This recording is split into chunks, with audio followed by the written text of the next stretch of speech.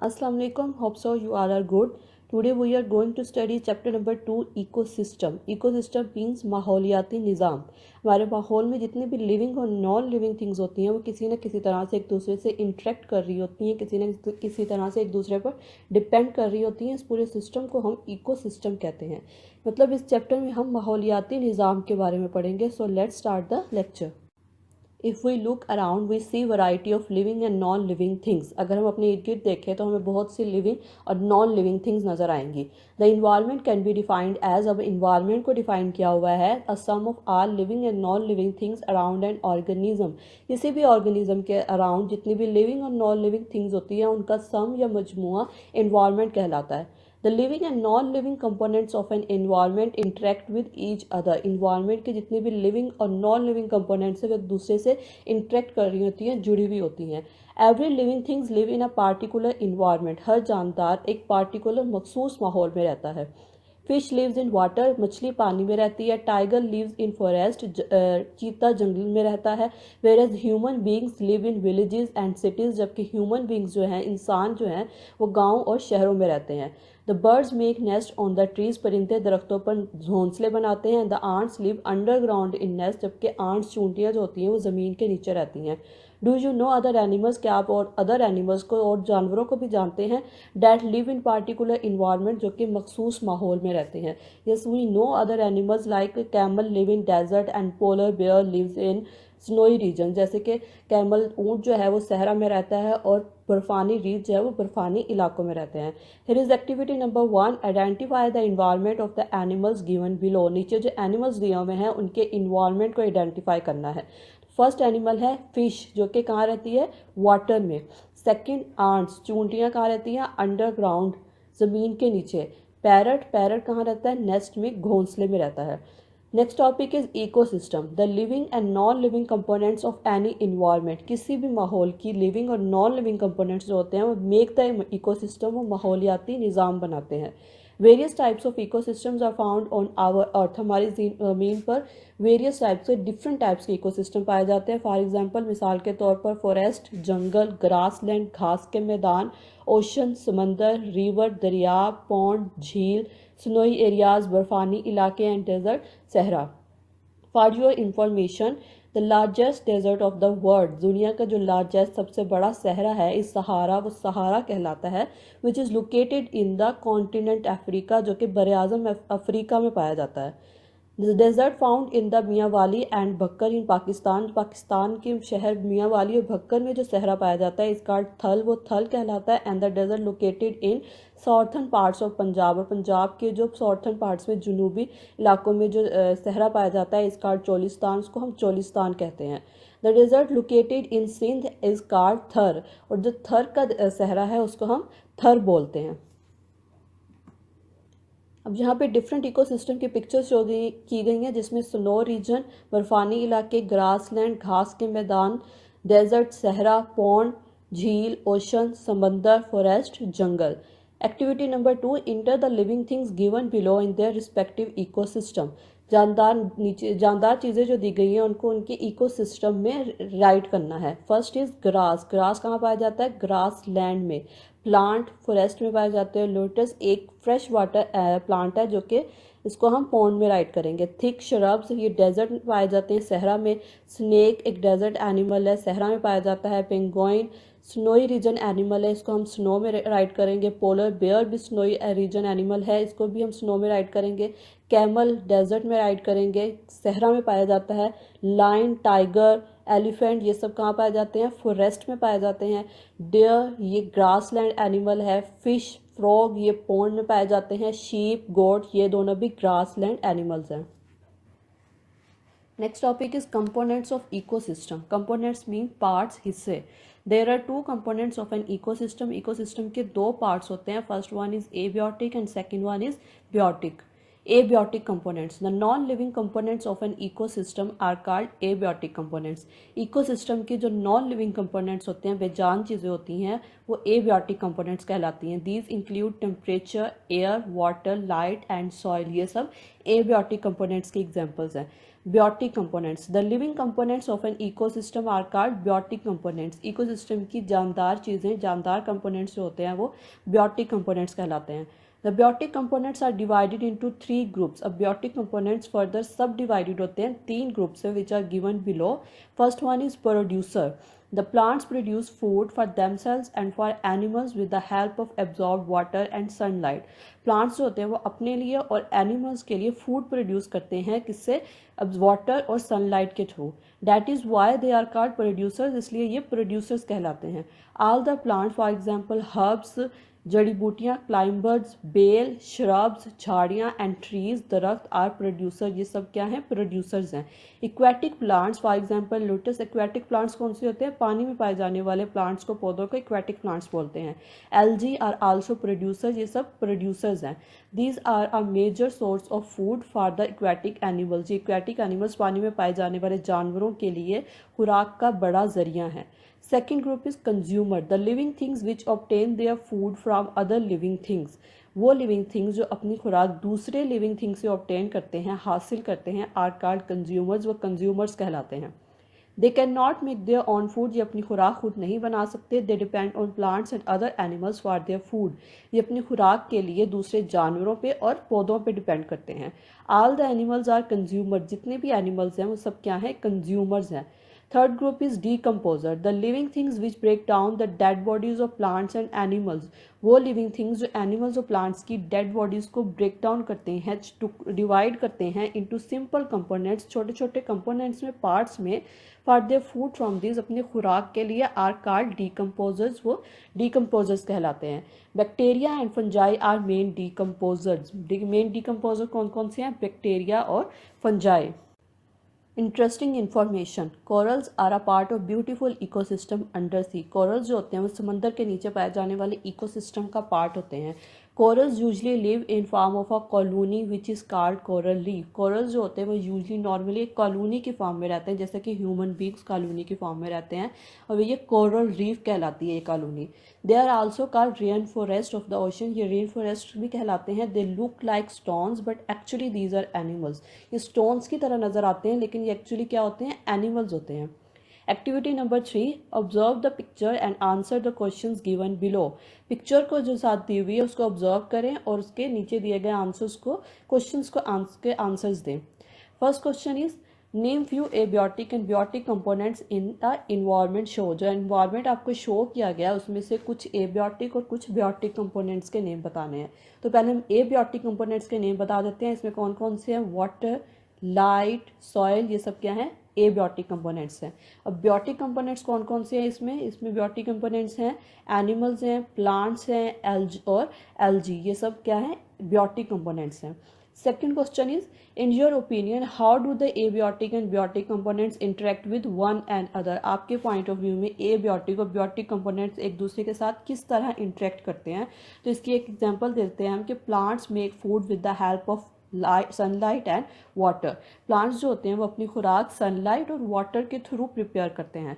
अब इसमें प्लांट्स क्या हैं, प्रोड्यूसर्स हैं, बियोटिक हैं, जबकि सनलाइट और वाटर क्या हैं, एबियोटिक कंपोनेंट्स हैं. अब ये एबियोटिक और बियोटिक कंपोनेंट्स एक दूसरे के साथ इंटरेक्ट कर रहे हैं, एक दूसरे से हेल्प ले रहे हैं और क्या कर रहे हैं, फूड प्रोड्यूस कर रहे हैं. Next topic is balanced ecosystem. The sun is the main source of energy in an ecosystem. Sun जो है वो ecosystem का energy की main source है. The plants make food with the help of sunlight, carbon dioxide and water. Plants जो होते हैं वो अपनी खुराक सनलाइट, सूरज की रोशनी, कार्बन डाइऑक्साइड और पानी के थ्रू बनाते हैं. They also produce oxygen in this process. अब इस पूरे प्रोसेस में ऑक्सीजन भी प्रोड्यूस कर रहे होते हैं. And this oxygen is used by animals for respiration. और ये ऑक्सीजन जो होती है वो रेस्पिरेशन के लिए, सांस लेने के लिए एनिमल्स यूज़ कर रहे होते हैं. ड्यूरिंग रेस्पिरेशन, सांस लेने के अमल के दौरान animals produce carbon dioxide. Animals carbon dioxide produce करते हैं which is used by plants to make food, जो कि प्लांट्स अपनी खुराक बनाने के लिए यूज़ करते हैं. Such self sustaining and durable. ऐसा सेल्फ सस्टेनिंग गुड, और सेल्फ सस्टेनिंग मीन गुड या effective, and durable mean long term.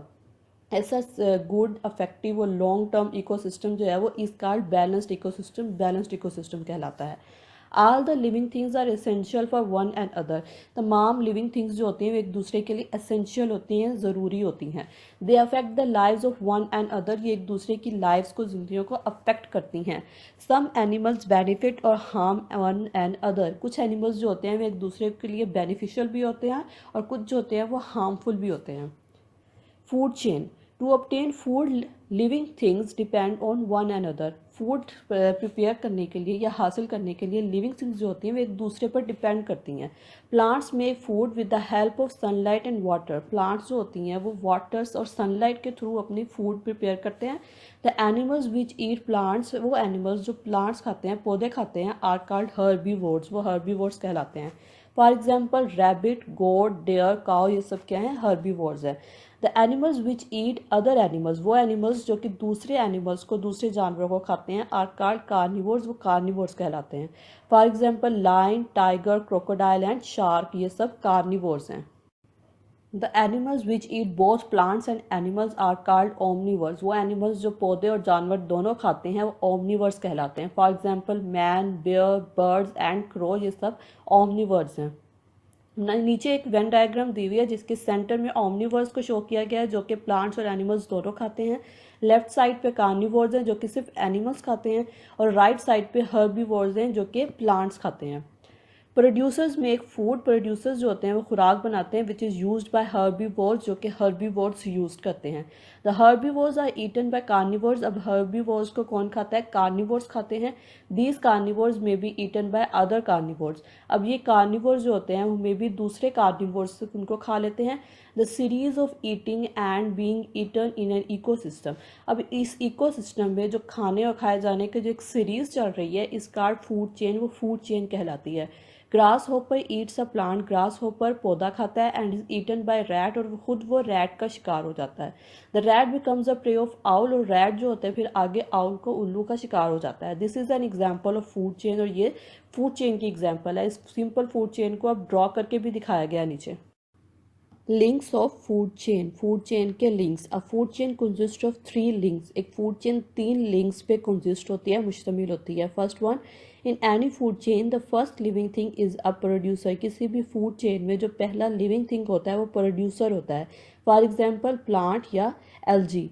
Second is the second main link is the herbivores animal, second main link जो होता है वो herbivores animal होते हैं, plants खाने वाले, पौधे खाने वाले जानवर होते हैं। For example rat, zebra and goat. Third is the third main link is the carnivores, for example lion, fox and snake. Third living thing जो होता है वो कार्निवोर्स होते हैं जैसे कि लायन, फॉक्स या snake. Activity number 5, complete the following food chain, नीचे दी गई फूड चेन्स को कंप्लीट करना है। First food chain is, first पे हर्ब्स, रैट एंड आउल, ये फर्स्ट फूड चेन कंप्लीट होगी। Second food chain carrot, rabbit, dog, lion, ये सेकंड फूड चेन है। अब थर्ड फूड चेन पे है shrubs, grasshopper, frog, snake and eagle, ये third food chain भी complete हो गई। Next topic is predator prey relationship. The animal which eats by killing another living thing, वो animal जो दूसरे लिविंग थिंग्स को मार के, किल करके खाता है, इज कॉल्ड अ प्रीडेटर, वो प्रीडेटर शिकारी कहलाता है। For example lion, tiger, shark and lizard, ये सब प्रीडेटर हैं। The living thing which is killed and eaten by the predator, वो लिविंग थिंग जिसको किल किया जाता है और प्रीडेटर शिकारी इसको खाता है, इज कॉल्ड अ प्रे, वो प्रे शिकार कहलाता है। For example zebra, deer, rat and fish, ये सब प्रे हैं। The interaction between predator and prey, predator prey के दरमियान जो इंट्रैक्शन होता है, रिलेशनशिप होता है, इसका प्रीडेशन, प्रीडेशन कहलाता है। For example deer is killed and eaten by lion, for example deer को, हिरन को किल किया जाता है और उसको लाइन खाता है, शेर खाता है। Here lion is the predator, यहाँ पे लाइन शिकारी है, and deer is its prey, और डेयर जो है वो उसका शिकार है। सिमिलरली गोट इज प्रीडेटर, इसी तरह गोट जो है वो प्रीडेटर शिकारी है, and grass is its prey, और ग्रास उसका जो है शिकारी है। Next topic is competition among organisms, जानदारों में कंपटीशन, मुकाबला। All the organisms living in an ecosystem, जितने इकोसिस्टम में जितने भी ऑर्गेनिजम्स रहते हैं, डिपेंड ऑन द रिसोर्सेज, वो उन रिसोर्सेज ज़राए पर डिपेंड करते हैं which are available in that area, जो कि उस एरिया में अवेलेबल होती हैं। Every area can provide food and place to a limited number of living things, हर area limited number living things के मखसूस तादाद को खुराक और जगह मुहैया करती है। The limited resources in an ecosystem, ecosystem में ये लिमिटेड महदूद रिसोर्सेज जो होती हैं, compel the living things to compete for food and place, वो लिविंग थिंग्स को कंपेल करती हैं, मीन फोर्स करती हैं कि वो अपनी जगह और खुराक के लिए मुकाबला करें, कम्पीट करें। फॉर एग्जाम्पल, मिसाल के तौर पर in the grass land all the herbivores compete for grass, grass land में मौजूद तमाम हर्बीवोर्स जो होते हैं वो ग्रास के लिए कम्पीट कर रहे होते हैं।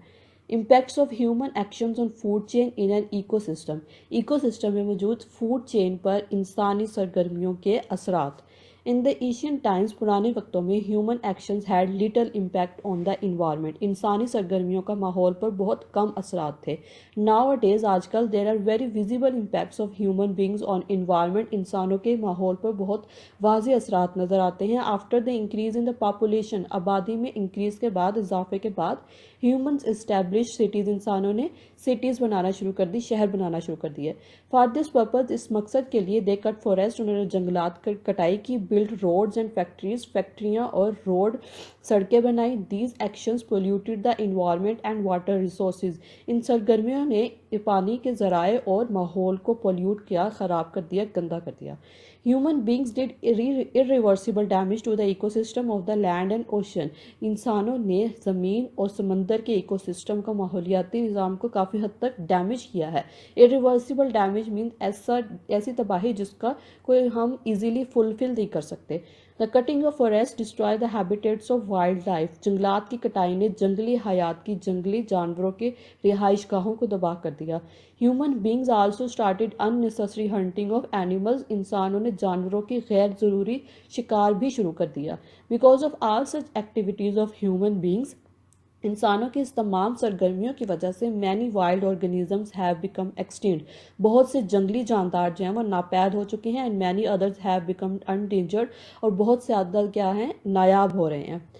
Role of human to save the ecosystem, ecosystem को सेव करने के लिए इंसानों का किरदार।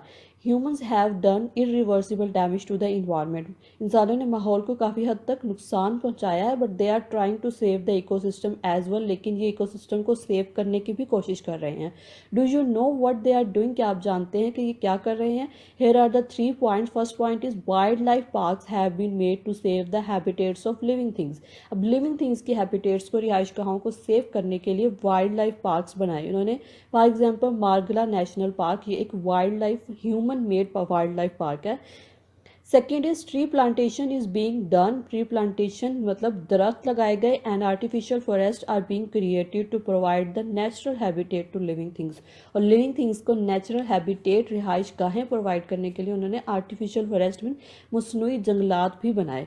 Third point is awareness is being created to save the environment and habitats of living things, और लिविंग थिंग्स के हैबिटेट्स को, रिहाइश गाहों को और माहौल को सेव करने के लिए उन्होंने आगाही देना भी शुरू कर दी। अब यहाँ पे हमारा सेकंड चैप्टर भी कंप्लीट हो गया है। होप सो कि आप लोगों को बहुत अच्छे से समझ आई होगी। But if you have any question then write in the comment box. Take care, अल्लाह हाफिज़।